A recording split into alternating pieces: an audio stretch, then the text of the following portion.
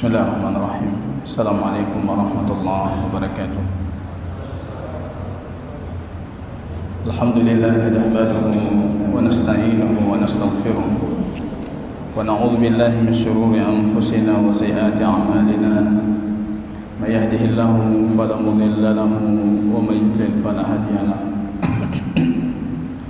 Asyhadu an la ilaha illallah wahdahu la syarika lahu wa asyhadu anna Muhammadan 'abduhu wa rasuluh wa safiyuhu min khalqihi wa khaliluhu Muhammadin sallallahu alaihi wasallam wa ala alihi wa sahbihi al-kiram.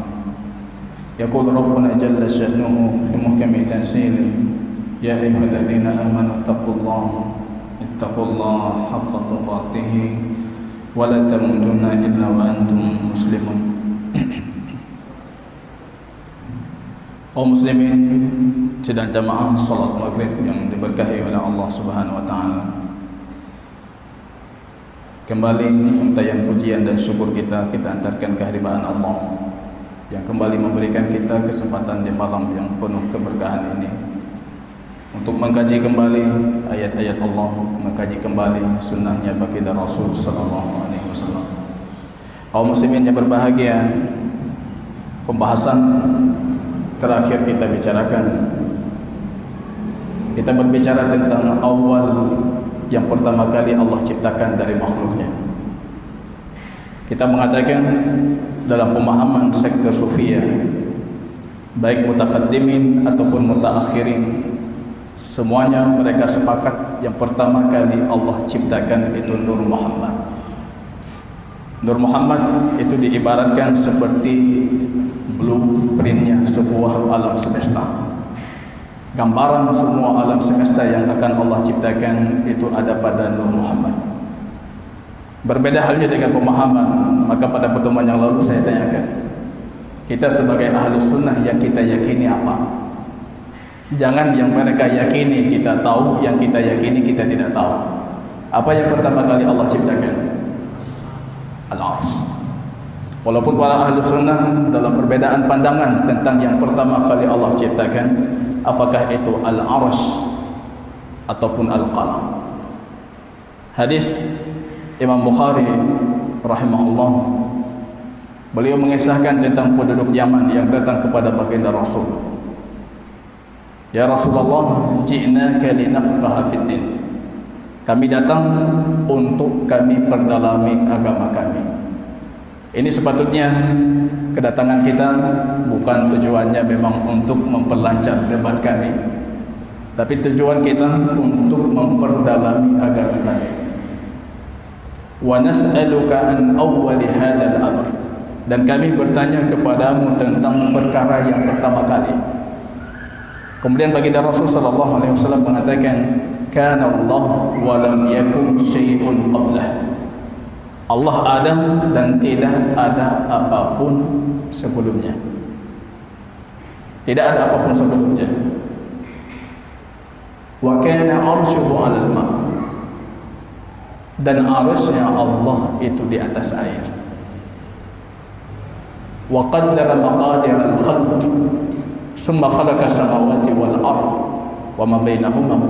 Kemudian Allah menciptakan langit dan bumi dan apa yang ada di antara keduanya. Wa kataba fi dzikri kulli syai', dan Allah sudah menetapkan dalam zikri, dalam kitabnya segala sesuatu.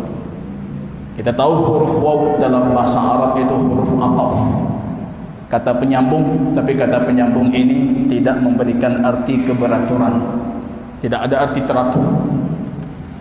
Digunakan huruf waw tidak mesti yang awal itu sebelumnya,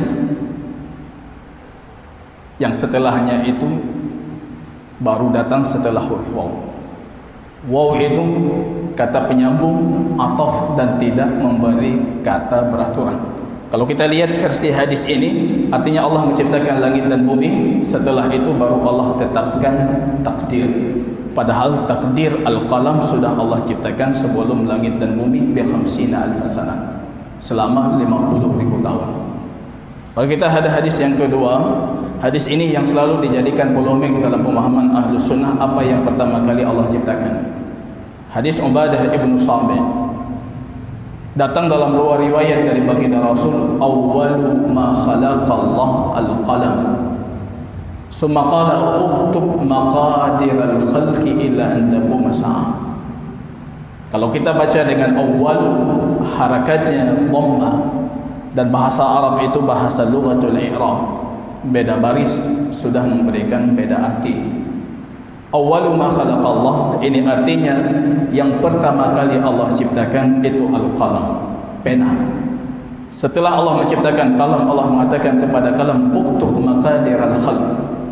Takdir para makhluk itu semuanya engkau tulis sampai terjadinya hari kiamat. Maka kalam itu semua menulis takdir-takdir kita. Dalam satu riwayat, dan itu lebih sahih dalam pandangan para ahli hadis, itu awwala ma khalaqallah al-qalam summa qala uktub maqadir al-khalq illa an taquma sa'ah. Kalau awwala ini posisi i'rabnya keterangan waktu, dharfun zaman, yang artinya ketika pertama kali Allah menciptakan pena. Bukan pertama kali yang diciptakan, tapi ketika pertama kali diciptakan, Allah langsung mewahyukan kepada pena untuk tulis apa yang akan terjadi sampai kiamat itu terjadi. Maka hadis ini dijelaskan dengan hadis Abdullah ibn Amr, dan hadis ini lebih jelas menunjukkan kalau yang pertama kali Allah ciptakan itu arsy. Hadis Abdullah ibn Amr, baginda Rasul sallallahu alaihi wasallam mengatakan, Allah sudah menetapkan maqadir al-khalq qabla an yakhluqa as-samawati wal ardi bi 50,000 sanah. Allah sudah menetapkan takdir-takdir kita itu sebelum Allah menciptakan langit dan bumi itu selama 50,000 tahun. Di penghujung hadis baginda Rasul tekankan wa kana arshuhu 'alal ma'. Wa kana menunjukkan tempo waktu yang lalu. Sebelumnya arus Allah sudah ada di atas air. Maka para ahli ilmu, para ulama ahli sunnah, ada yang mengatakan pertama kali Allah ciptakan pena, ada yang mengatakannya pertama kali Allah ciptakan al-arsy, dan itu lebih kuat sesuai dengan banyak dalil dari baginda Rasul.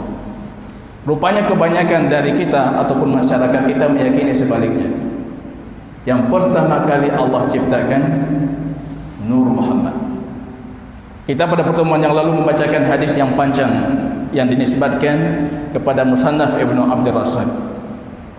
Hadis yang panjang yang kita katakan banyak dari lafadznya itu tidak ada nilai kefasihan dari bahasa Arab yang sudah cukup membuktikan kalau hadis ini dipalsukan.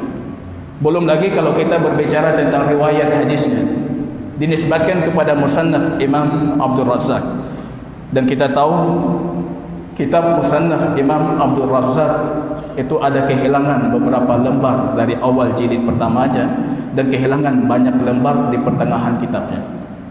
Itu Imam abad ketiga Hijriah, bahkan wafatnya di awal-awal abad ketiga Hijriah.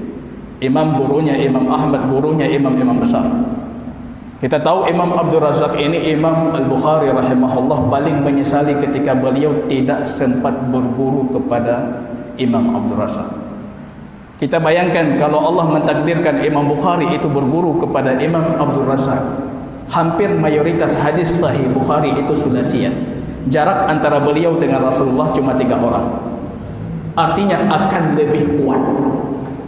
Rupanya Imam Bukhari dalam satu perjalanan terakhirnya, beliau mau singgah hampir tiba ke Mekah untuk berkunjung ke Yaman berguru kepada Imam Abdul Razak. Datang kafilah yang mengabarkan Imam sudah wafat. Datang orang-orang rombongan mengatakan Imam Abdul Razak sudah wafat, untuk apa anda berangkat ke Yaman? Beliau pulang lagi ke Bukhara. Sampai ke Bukhara rupanya beliau dikabarkan Imam Abdul Razak belum wafat. Yang paling beliau sesali dalam hidupnya, kenapa beliau tidak pernah berguru kepada Imam Abdul Razak. Ini imam guru di guru, gurunya para guru. Bukan seperti guru kita, guru digurui, digurui oleh muridnya. Ini guru di guru. Para imam-imam besar, ini gurunya Imam Abdul Razak. Maka saya mengatakan pada pertemuan yang lalu, kuburan beliau memang tidak jauh dari tempat saya tinggal. Bahkan kami dalam satu distrik yang sama, Ka'al Sawat itu di kota Sana'a. Dijuluki dengan Imam As-San'ani, padahal beliau bukan berasal dari San'a karena lama berdiam San'a. Kitab yang hilang ini rupanya dimanfaatkan oleh orang-orang yang berbicara tentang Nur Muhammad. Mereka mendakwakan hadis-hadis yang berbicara tentang Nur Muhammad itu ada dalam kitab Musannaf As-San'ani, tapi kitabnya itu hilang. Saya punya kitab Musannaf As-San'ani Abdul Razak, dan di situ langsung dimulai dengan kitab Taharah. Ini beberapa kopian yang saya bawa. Ini dakwaan oleh pengarang kitabnya Dr. Isa Abdullah Muhammad Al-Humairi. Beliau mendakwakan sudah mendapatkan kitab As-San'ani yang hilang. Rupanya menariknya, kita akan membuka langsung pertama kitabul awal, itu bab Takhliq Nur Muhammad, bab penciptaan, kitab penciptaan Nur Muhammad. Termasuk hadis yang kita bacakan pada pertemuan yang lalu, semua hadis-hadisnya panjang tentang Nur Muhammad. Salah satu di antaranya hadis Jabir yang mengatakan, Jabir bertanya kepada Rasulullah, "Ya Rasulullah, ma huwa awwalu hadzal amr?" Apa yang pertama kali Allah ciptakan? "Nurun nabiyyika ya Jabir." Cahaya nabimu wahai Jabir. Jadi pada pertemuan yang lalu kembali diingatkan, ada yang mengatakan ada hadis, semua hadisnya lemah kecuali hadis yang ada dalam kitab Musannaf dari Jabir. Maka ini menarik, ini pegangan paling kuat orang-orang yang mengatakan Nur Muhammad itu ada hadis. Maka kita akan mencoba mengkaji ini beberapa, ini cuplikan bisa kita katakan, ini beberapa potongan lembaran dari kitab yang didakwakan. Ini kitab Musannaf Abdul Razak yang hilang. Beliau Dr. Isa Al-Humairi membuat delegasi khusus untuk mencari kitab Musannaf Abdul Razak yang hilang. Pertanyaan besar barangkali dari saya dan dari jamaah, kenapa harus kitab ini yang hilang yang dicari? Karena sebelumnya sudah punya isu yang mengatakan Nur Muhammad ada dalam kitab Musannaf, tapi kitab itu hilang. Artinya kita memahami pengarang ataupun yang mengumpulkan pentahqiq kitab ini, dia meyakini dengan pemahaman Sufiyah. Dan kita membaca juga buku-buku beliau yang lain yang menunjukkan kalau beliau memang orang yang mendukung pemahaman Sufiyah. Salah satu pemahaman yang beliau dukung pemahaman Nur Muhammad. Beliau mencari untuk membuktikan, membenarkan apa yang beliau yakini. Diutus delegasi ke Yaman, tidak didapatkan. Padahal San'ani orang Yaman. Diutus ke Istanbul, kita tahu di sana dulu ada perbendaharaan kutub-kutub turas kaum muslimin, juga tidak didapatkan. Akhirnya cuma didapatkan di Hindia. Di golongan orang-orang punya tariqah Jastiyah. Orang tariqah mendakwakan kami punya kitab Musannaf Abdul Razak yang hilang. Orang lain tidak ada yang tahu, cuma kami. Orang tariqah meyakini Nur Muhammad mereka yang punya, yang mencari pun meyakini Nur Muhammad. Ini saja sudah cukup untuk membuktikan kalau kitab ini setidaknya tidak fair, ini tidak adil. Apalagi ulama kaum muslimin, cukup kita punya para ahli hadis, tidak bisa anda membohongi terhadap baginda Rasul. Ada yang mengatakan damai-damai saja, palsu mereka mengamalkan, tidak ada masalah, yang penting kita damai-damai saja. Palsu, tidak ada masalah mereka mengamalkan, yang penting hadis. Walaupun palsu, yang penting hadis. Kita mengatakan Rasul sallallahu alaihi wasallam cuma punya dua petunjuk untuk orang yang berbicara hadis palsu. Hadis yang pertama, man kadzaba alayya muta'ammidan falyatabawwa maq'adahu minan nar. Yang berdusta atas namaku secara sengaja, falyatabawwa, maka bersiap-siaplah tempatnya itu di neraka. Ini orang yang membuat hadis palsu. Orang yang membuat hadis palsu, falyatabawwa, maka siap-siap saja tempatnya di neraka. Sekarang kita mengatakan saya bukan membuat, tapi saya menukilkan ataupun bahkan mendakwahkan. Kita punya hadis yang kedua, man haddatsa anni bihaditsin yura annahu kadzib. Kalau kalian mengabarkan dariku satu hadis dan kalian tahu itu hadisnya palsu, dusta, fahuwa ahadul kadzibin, maka dia salah satu dari pendusta. Artinya kembali ke hukum hadis pertama, anda juga harus bersiap-siap tempatnya di neraka. Kalau anda berbicara tentang Nur Muhammad ini sebatas imajinasi, ini imajinasi kami orang-orang sufi. Tidur kami dapat imajinasi Allah sebelum menciptakan bagaimana Allah membuat blueprint untuk sebuah alam semesta. Akhirnya Allah menciptakan Nur Muhammad dan dari situ terbentuk semua alam semesta. Al-a'yan al-kharijah dalam bahasa mereka. Ini tidak ada masalah. Silakan Anda berimajinasi. Tapi Anda tidak akan laku akidah ini kecuali Anda akan menisbatkan kepada Rasulullah. Ini ada hadis baru laku. Kemudian berdusta atas nama baginda Rasul. Imam Sufyan ibn Uyainah mengatakan, kalau Anda berdusta atas nama baginda Rasul an dhahril Ka'bah, walaupun di dalam Ka'bah Anda berdusta, pasti ulama kaum muslimin akan tahu. Berdusta jangan cilet-cilet kalau bahasa kita. Harus betul-betul. Ini kita perhatikan, ini nuskhah yang beliau katakan ini dari abad 10, ini tulisan-tulisan abad sekarang ataupun abad sebelumnya. Kalau mau berdusta, tulisannya diubah, kertasnya pun harus dicari. Para ulama kita, para ahli manuskrip itu melihat kertas saja mereka sudah tahu ini kertas 2016. Ini kertas abad 10, ini kertas abad ke-8. Mereka lihat urat kertasnya. Ini kertas dibuat di Yaman, ini kertas dibuat di Cina. Mereka lihat bentuk tulisannya. Ini tulisan abad sekian, ini tulisan abad sekian. Kalau ini tulisan Anda dakwakan, ini tidak jauh berbeda dengan tulisan bahasa Arab yang beredar sekarang. Kalau Anda dakwakan, ini kurang nampak. Kalau Anda dakwakan ini abad 10, tidak ada seorang pun ahli manuskrip yang menerima. Apalagi seperti cerita kita tadi, rupanya nuskhah buku ini cuma ada di antara mereka sendiri. Kemudian didakwakan ini betul-betul luar biasa. Ini betul, ini sahih, ini betul kitab Musannaf Imam Abdul Razak. Lucu. Musannaf Imam Abdul Razak semua orang tahu itu urutannya sesuai dengan uratan kitab fikih. Dimulai dengan taharah. Kok tiba-tiba Anda memasukkan satu judul Kitabul Iman? Judul pertamanya berubah jadi Kitab Iman. Taharah berubah jadi Kitab Iman. Yang menariknya, kitab kemudian di bawahnya cuma ada satu bab. Bab penciptaan Nur Muhammad. Ini lucu. Tidak ada ahli hadis ketika mengatakan kitab kecuali di bawahnya ada banyak bab. Satu kitab banyak bab. Setelah satu bab itu banyak fasal, ada pasalnya, fusul. Itu baru satu kitab. Ini kita perhatikan Kitabul Iman langsung satu bab takhliq Nur Muhammad, penciptaan Nur Muhammad. Bab duanya mana? Duanya sudah masuk kitab taharah. Tidak mungkin lagi berkaitan dengan iman. Maka lucunya di sini dalam musannaf dinamakan judulnya Al-Juz' Al-Mafqud min Al-Juz'il Awwal min Musannaf. Ini juz mafqud, bagian yang hilang dari juz pertama, jilid pertama kitab Musannaf Imam Abdul Razak. Ini bagian yang hilang. Ya, bagian yang hilang dari juz pertama Musannaf Imam Abdul Razak. Kita perhatikan lafaz hadis yang disebutkan dari bagian yang hilang ini ada 10 bab. Satu bab tentang penciptaan Nur Muhammad, 9 yang lain bab tentang berwudu. Hadis-hadis tentang Nur Muhammad bisa kita pastikan semuanya hadis palsu. Hadis palsu.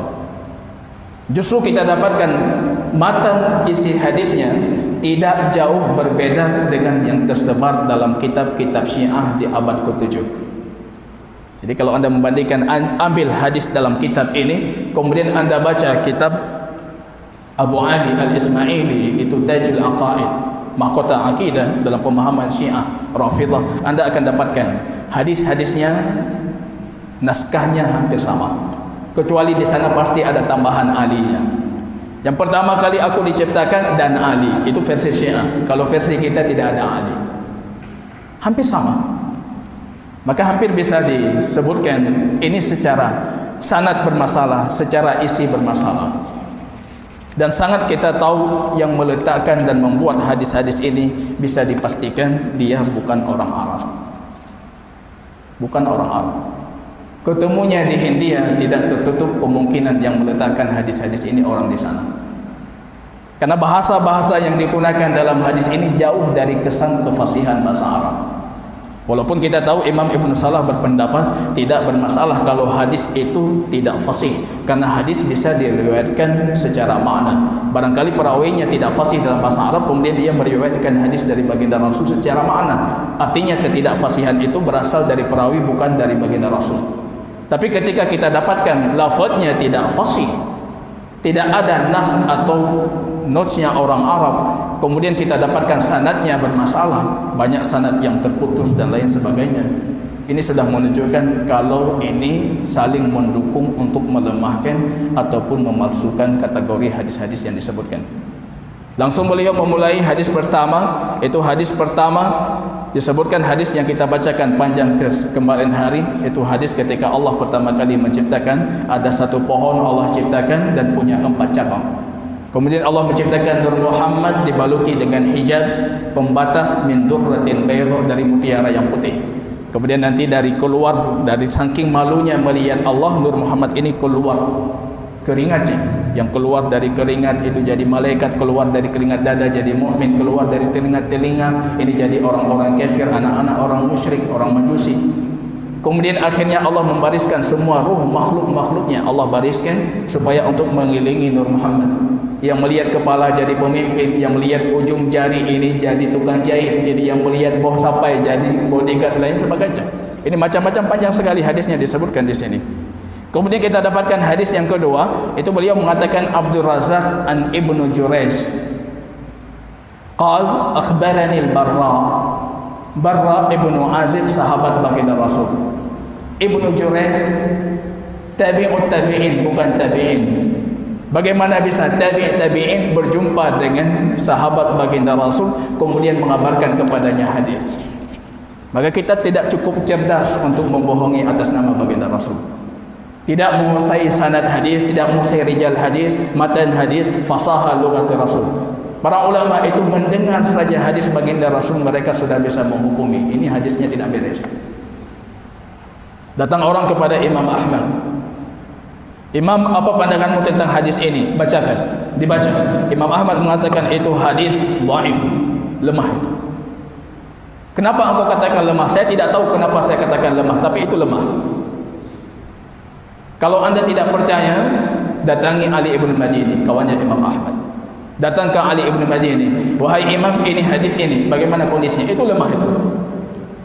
Bagaimana anda katakan lemah? Saya tidak tahu bagaimana saya katakan lemah. Artinya para ulama itu sudah hidup dengan hadis baginda Rasul. Mereka tahu lafaz-lafaz yang dikeluarkan oleh baginda Rasul. Tanpa mereka sadari, mereka sudah bisa menghukumi ini hadis ataupun ini bukan hadis.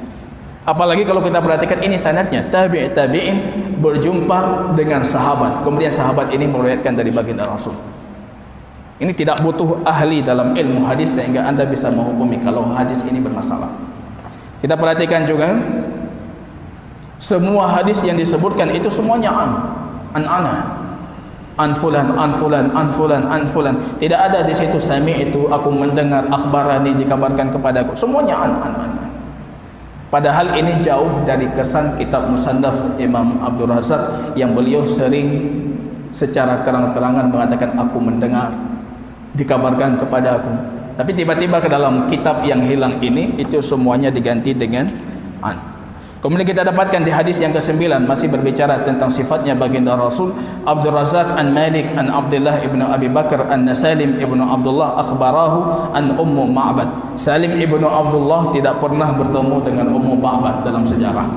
Bagaimana beliau bisa dikabarkan? Jadi anda langsung bisa menghukumi ini punya masalah dengan hadisnya. Ini saya katakan, kalau hadis yang lain itu ulama-ulama Syafi'iyah, Sayyuti mengatakan maudhu palsu. Tidak ada satupun hadis tentang Nur Muhammad yang punya sanad yang kuat dari baginda Rasul dan bisa dijadikan acuan. Maka pegangan terakhir mereka itu Musannaf Imam Abdul Razak. Ini pegangan terakhir mereka. Kalau yang lain memang semua sudah sepakat itu palsu, itu maudhu. Tapi ini pegangan terakhir. Ini harus dipastikan ini kitab Musannaf Imam Abdul Razak. Kalau sudah dipastikan ini kitab Musannaf Imam Abdul Razak, ulama kaum muslimin akan menjadikan kitab ini sebagai acuan dan rujukan. Kita perhatikan banyak juga dari hadis-hadis yang disebutkan jauh dari kesan-kesan kefasihan. Kita perhatikan ini hadis yang ke-17, nuran kulluhu bal nuran min nurillah. Muhammad itu nur dari cahayanya Allah. Man ra'ahu badihatan habahu.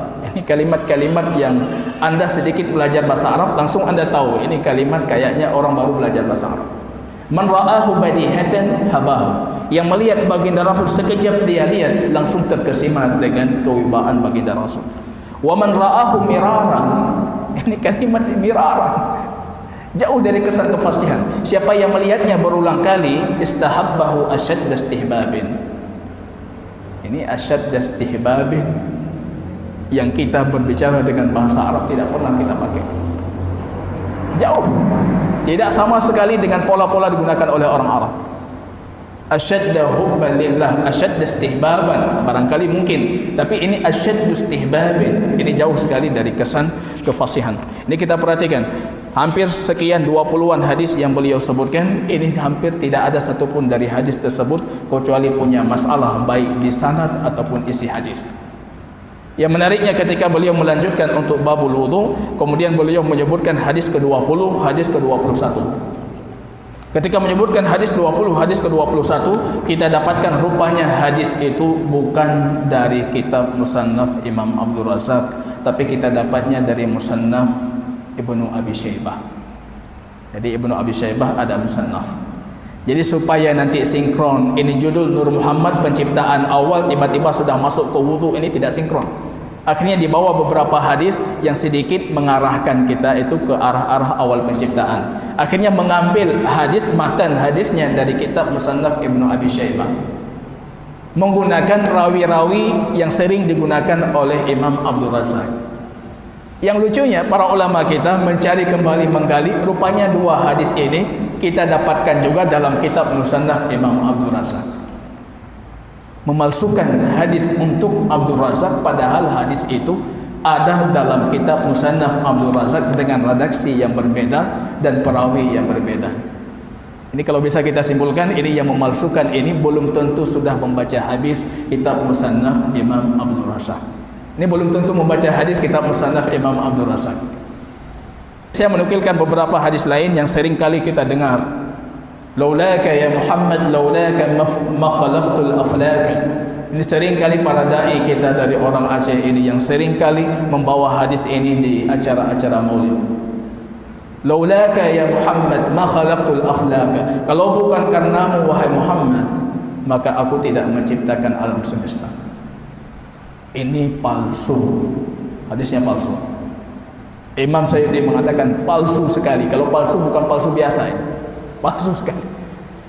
Ma khalaqtul aflaka. Kemudian juga kita mendapatkan ada hadis Hakim, auhallah ila Isa ya Isa amin bi Muhammad wa'mur man adrakahu min ummatik ay yu'minu bihi. Wahai Isa, Allah rupanya berfirman kepada Isa, wahai Isa, berimanlah kepada Muhammad. Wa'mur man adrakahu min ummatik. Siapa yang mendapatkan Muhammad dari umatmu yang hidup sezaman dengan Muhammad, maka hendaknya mereka juga beriman dengan Muhammad. Laula Muhammad, kalau bukan karena Muhammad, ma khalaqtul arsy wa ma khalaqtul qalam wa ma khalaqtul jannati wa ma khalaqtun nar.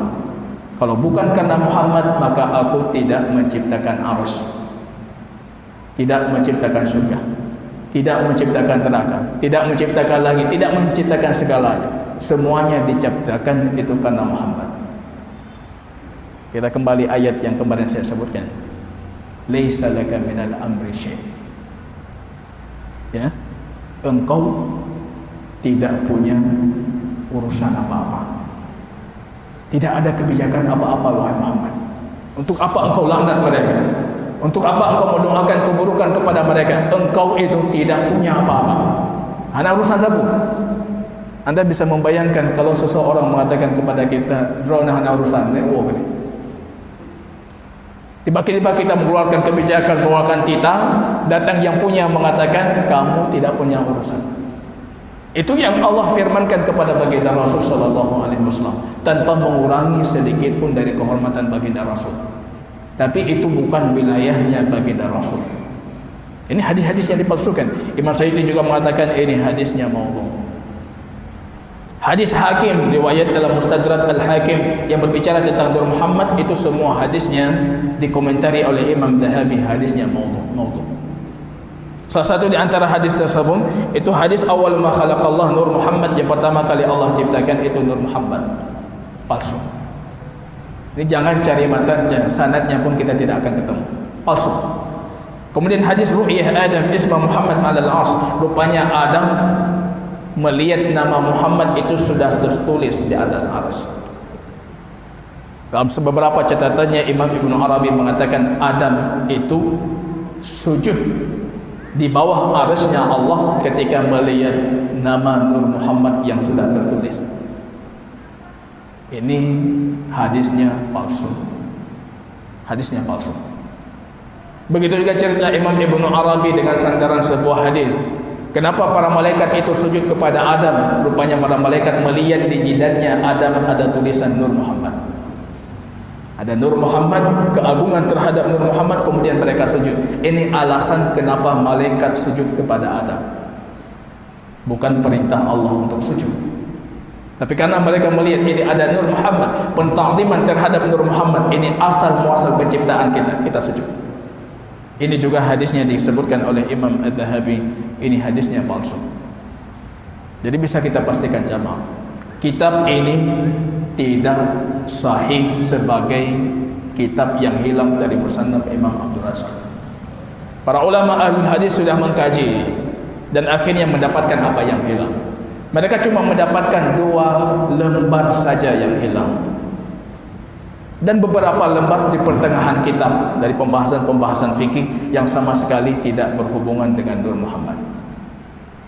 Kita dapatkan rupanya itu semuanya palsu, hadisnya palsu, hadisnya palsu.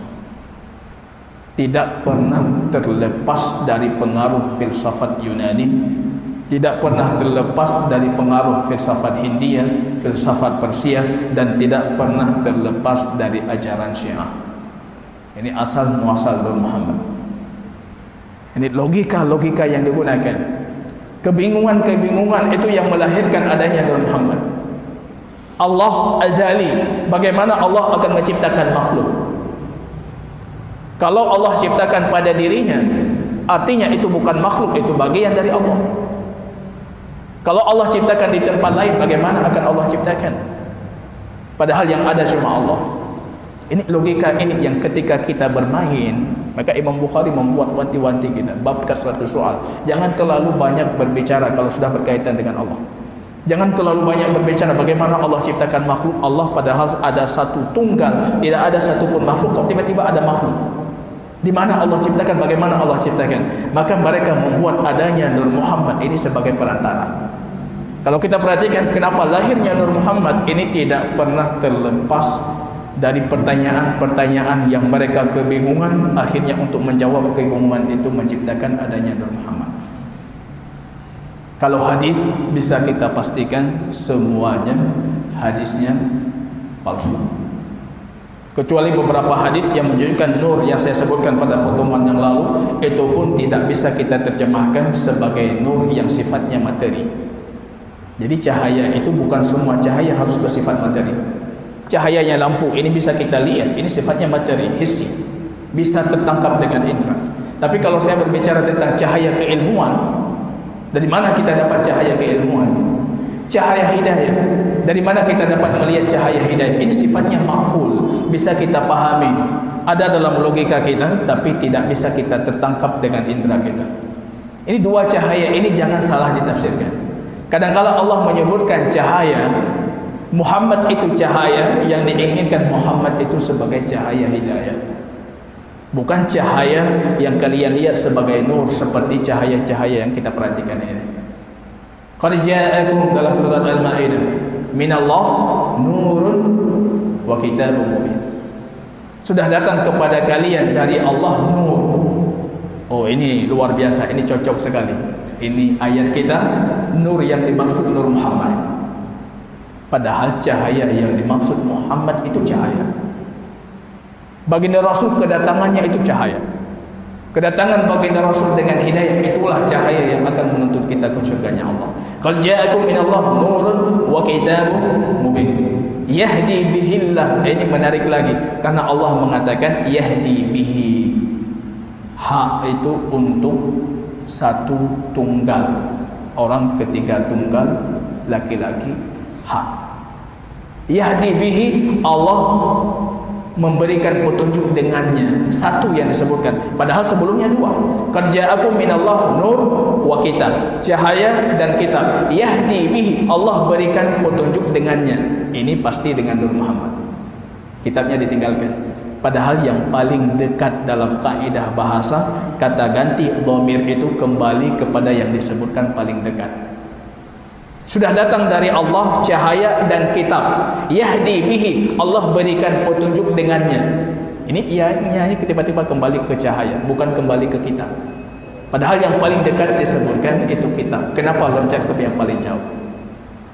Yahdi bihi, Allah tidak mengatakan yahdi bihima dengan duanya, tapi yahdi bihi, ini Nur Muhammad.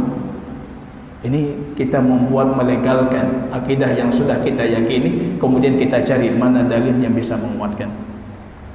Imam Tahawi mengatakan yahdi bihi bisa kembali kedua-duanya, tidak ada masalah dalam bahasa Arab. Itu Imam Tahawi. Kita ada 3 imam dalam fikih madhab, itu imam yang paling berjasa dalam madhab. Yang paling berjasa dalam fikih Abu Hanifah At-Tahawi. Yang paling berjasa dalam fikih Syafi'i Baihaqi. Yang paling berjasa dalam fikih Imam Ahmad Ibn Hanbal Ibn Muflih. Ini 3 imam ini kata para ulama. Kalau yang lain imam kita punya jasa untuk kita, tapi Imam Syafi'i punya budi yang belum terbalas dari beliau untuk Baihaqi. Ini kebalik. Karena ini yang paling menghabiskan umurnya untuk berkhidmat untuk madhab. Imam Tahawi mengatakan dhamir kata ganti ini bisa kembali kedua. Jadi kita lihat ayat-ayat yang mereka berdalil itu semua ayat. Yang penting ada nur, maka itu Nur Muhammad. Dari mana dapat Muhammadnya? Ada nur, datang kepada kalian cahaya. Oh, itu cahaya Muhammad. Dikuatkan dengan hadis-hadis yang kita sebutkan, dan bisa kita pastikan itu semuanya hadisnya palsu. Wallahu ta'ala a'lam bishawab. Sebenarnya ini baru kita mengkaji tentang pembahasan Nur Muhammad dari dalil-dalil yang mereka jadikan sebagai sandaran akidah mereka. Kita belum berbicara lebih lanjut sepatutnya, itu tentang sebenarnya Nur Muhammad itu dalam pemahaman sekte Sufiyah seperti apa. Kenapa pembahasan Nur Muhammad itu begitu urgen? Penting sekali. Penting sekali. Maka tidak pernah luput kalau berbicara sudah tentang maulid baginda Rasul, Nur Muhammad itu jadi kajian tersendiri. Kenapa penting sekali? Maka kita perhatikan rupanya ada perbedaan yang sangat mencolok antara pemahaman i'tiqadnya para mutaqaddimin dengan i'tiqadnya para mutaakhirin tentang Nur Muhammad. Jazakumullah khair. Kalau ada yang patut kita ditanyakan, ini ada beberapa menit barangkali. Jazakumullah khair.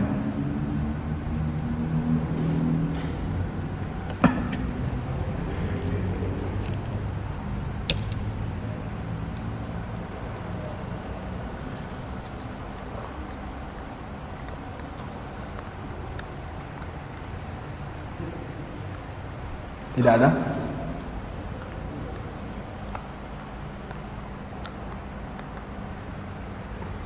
Tidak ada atau tidak paham ini masalahnya? Ini sudah dibaca hadis, beberapa hadis ini sudah dihukum maktung, apa itu maktung, apa itu. Kira-kira ada yang menonton video ini dan mereka memahami dan bisa dijadikan pelajaran insyaallah.